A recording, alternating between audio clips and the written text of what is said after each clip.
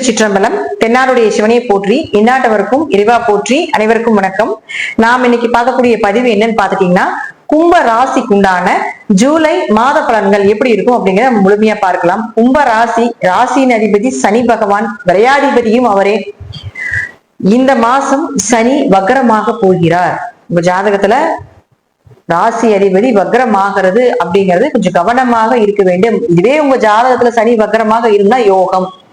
வக்ரம் இல்ல அப்படின்னா கொஞ்சம் கவனமா இருந்துக்கோங்க. 13ஆம் தேதியில இருந்து நவம்பர் மாதம் 28ஆம் தேதி வரைக்கும் வக்ரகதியே.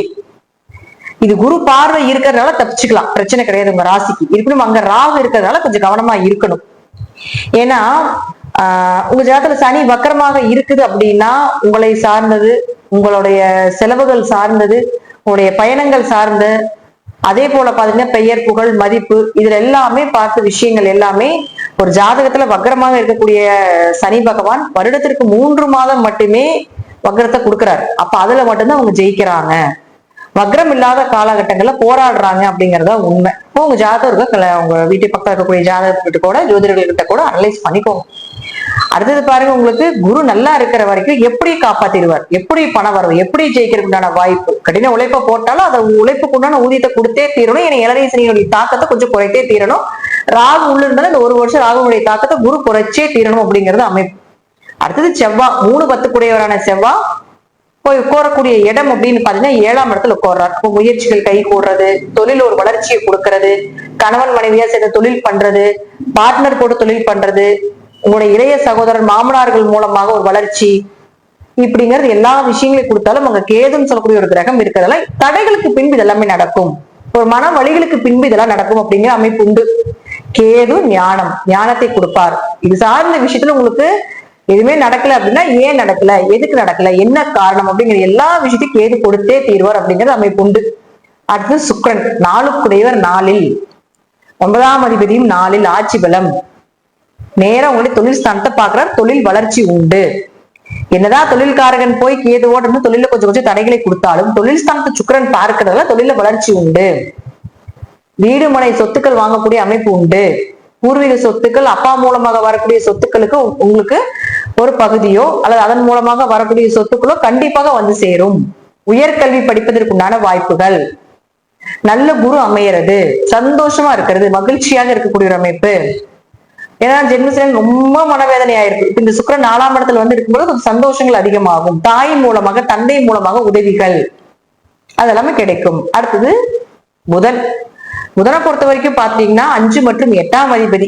அந்த 5ஆம் அதிபதினு சொல்லக்கூடியவர் பாருங்க, உங்களுக்கு இருக்கக்கூடிய இடம் 6ஆம் வீட்டுல இருக்காரு. அப்ப குழந்தைகளுக்கு ஏதாவது ஒரு மருத்துவ செலவுகள், குழந்தைகளுக்கு ஏதாவது தேவையில்லாத ஒரு விரைய செலவுகள் பண்றது, நோய் நொடிகள் குடும்பத்துல இருக்குது, அதுக்கு ஒரு செலவுகள், கடன் அடைக்கிறதுக்கு உண்டான வாய்ப்புகள், இதெல்லாம் ஏற்படுத்தி கொடுப்பார்.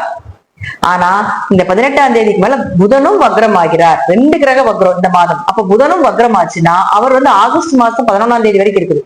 ரொம்ப கவனமா இருக்கணும். உங்க ஜாதகத்துல புதன் வக்ரமாக இருந்தால் கொஞ்சம் குழந்தைகள் ரீதியாக இன்னும் கொஞ்சம் அதிக எஃபர்ட் போட்டு கவனமா பாத்துக்கோங்க. அதே போல அவரே 8க்குடைய மறைவு ஸ்தானாதிபதியாக இருக்கிறதுனால திடீர் பண இழப்புகள், ஜாதகம் தசாபுத்தி நல்லா இருந்தாலும் 7.5 சனி நடக்கிறதுனால கொஞ்சம் கவனமா இருந்துக்கோங்க.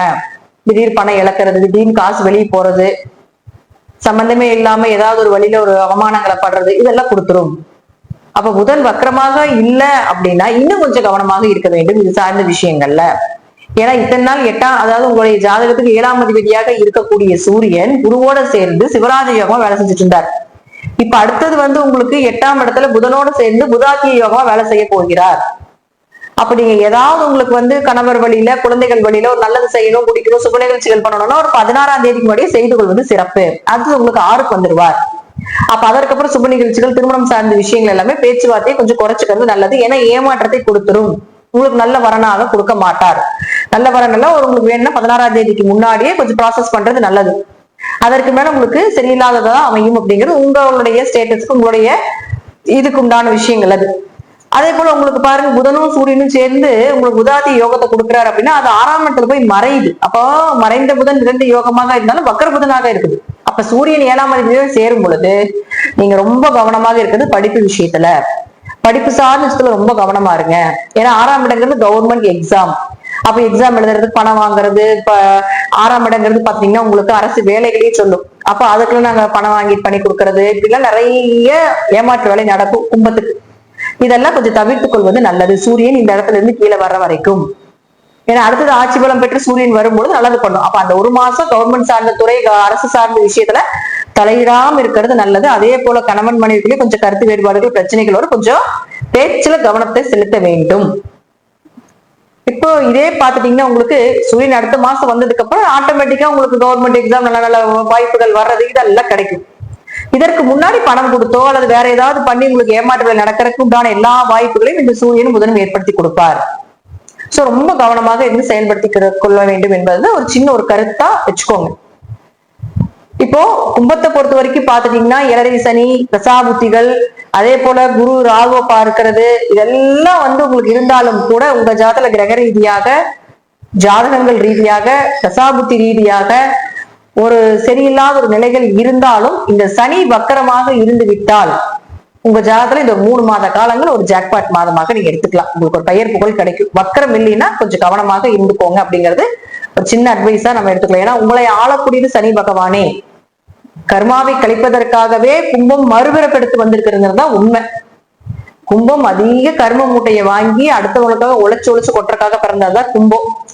அப்போ இப்ப எல்லாமே நிறைய ஏமாற்று வேலைகள் இந்த பீரியட்ல வக்கரமாகும் பொழுது நடக்கும். அதெல்லாம் கவனமா இருந்துக்கோங்க. நன்றி. நீங்க ஒரு நல்ல பதிவுல சந்திக்கலாம். திருச்சிற்றம்பலம், தில்லையம்பலம், ஸ்ரீ நரசிம்ம சரணம்.